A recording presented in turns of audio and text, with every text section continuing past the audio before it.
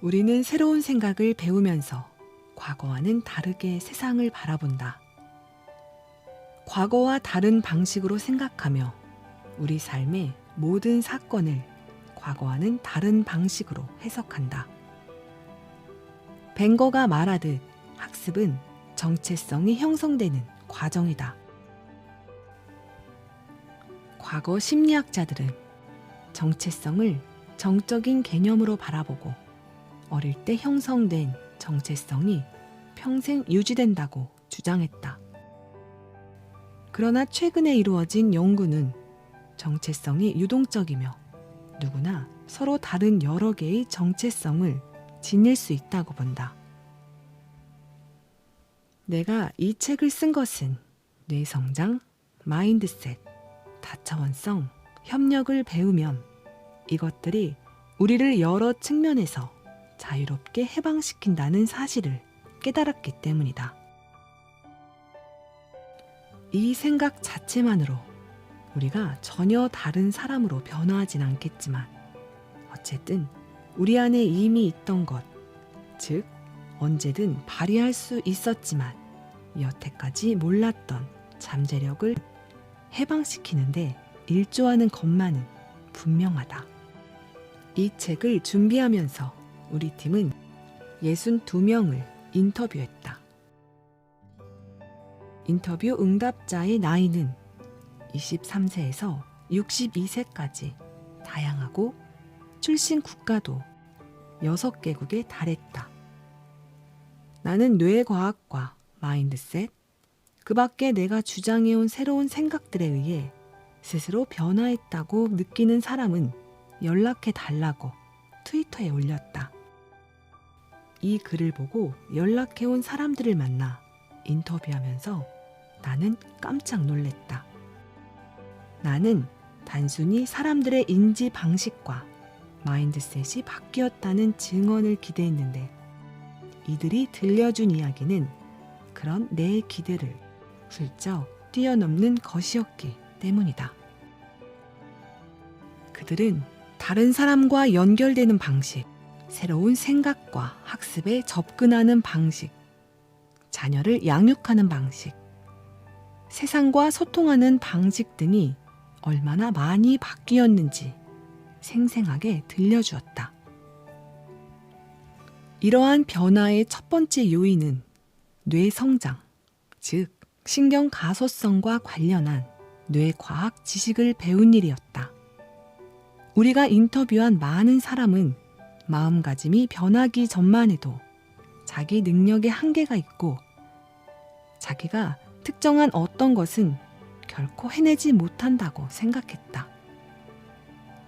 내 연구 분야와 트위터 팔로워들 때문에 인터뷰에서는 주로 수학 학습에 관한 이야기를 나누었지만 그들은 실로 삶의 다양한 영역에서 변화를 맛보았다.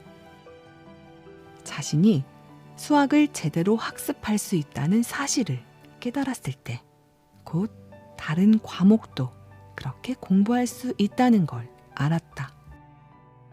그릿은 앤젤라 더크워스가 창안한 개념으로 특정한 방향으로 어떤 생각을 단호하고도 끈질기게 물고 늘어지는 특성을 가리킨다.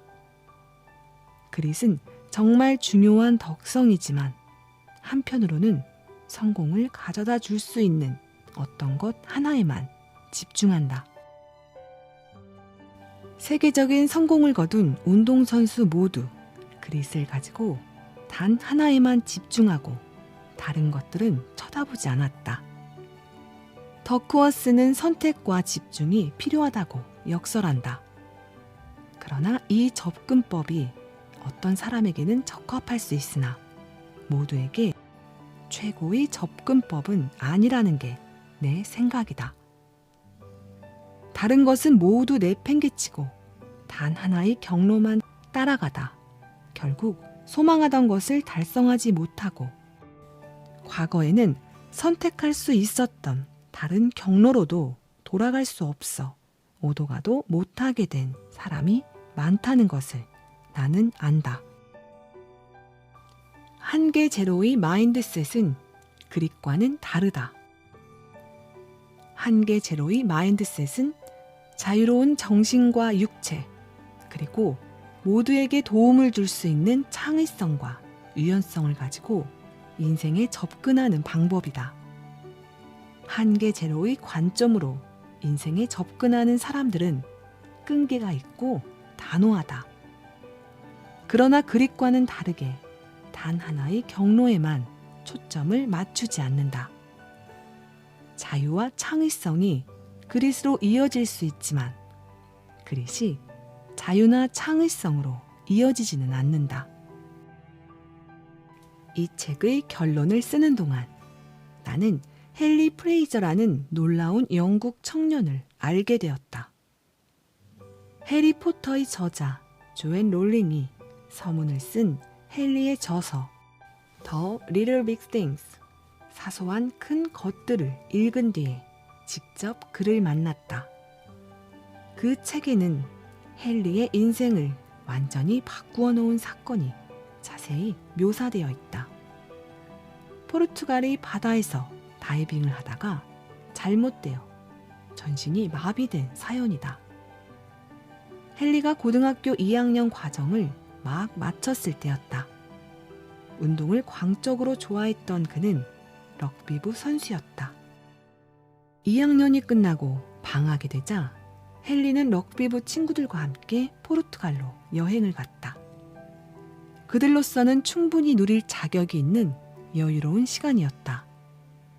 여행이 시작되고 닷새째, 그가 바다에 다이빙했을 때 그의 머리가 바닥으로 떨어지는 바람에 적수에 심한 손상을 입었다. 그 결과 그는 팔다리를 모두 쓸 수 없게 되었다. 사고 직후 여러 날 동안 그는 구급차와 수술실을 오갔고 영국에서 날아온 그의 부모가 병상을 지켰다. 회복 과정 초기에 헨리는 매우 힘든 시기를 보내야 했다.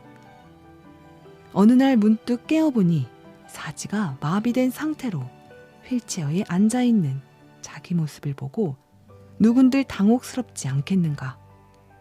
그는 자기 인생이 완전히 바뀌었음을 깨달았다. 회복 과정은 무척 힘들었다.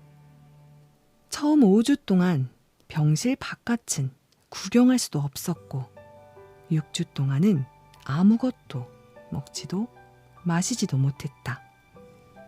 그러나 회복 과정에서 헨리는 완전히 새로운, 그리고 인생을 송두리째 바꾸어 놓을 마인드셋을 개발했다. 그가 처음으로 다시 햇살을 느꼈을 때 감사하는 마음이 거대한 밀물처럼 그의 내면에 쏟아져 들어왔다. 신선한 바깥 공기를 마실 때는 그렇게 행복할 수가 없었다. 사람들이 쾌유를 빌며 보내준 카드를 읽으면서는 표현할 수 없을 정도로 고마웠고 저절로 겸손한 마음이 들었다. 거기서 그치지 않았다. 그는 후회에서 벗어나려는 적극적인 선택으로 감사하는 마음을 가졌다. 헨리와 똑같은 상황에 놓인 사람이 가장 느끼고 싶어하지 않는 감정이 바로 감사다. 그러나 사지가 마비된 헨리는 감사를 선택했다. 하루하루 행복해했고 모든 학습 기회를 포용했다. 그가 쓴 책의 장 제목 패배는 선택이다처럼 그는 패배를 선택하지 않고 승리를 선택하며 역경을 돌파해냈다. 헨리는 휠체어에 앉아 지내야 하는 상황에 적응한 후 그림을 배우기 시작했다. 손으로 붓을 드는 대신 입에 물고 붓질을 했다. 그가 그린 아름다운 작품은 영국 전역에 전시되었으며 그가 쓴 책은 세계적인 베스트셀러가 되었다. 어느 여름날 자기 인생을 송두리째 바꿔놓은 끔찍한 사건을 겪은 후 그가 어떻게 이 모든 것을 성취할 수 있었을까?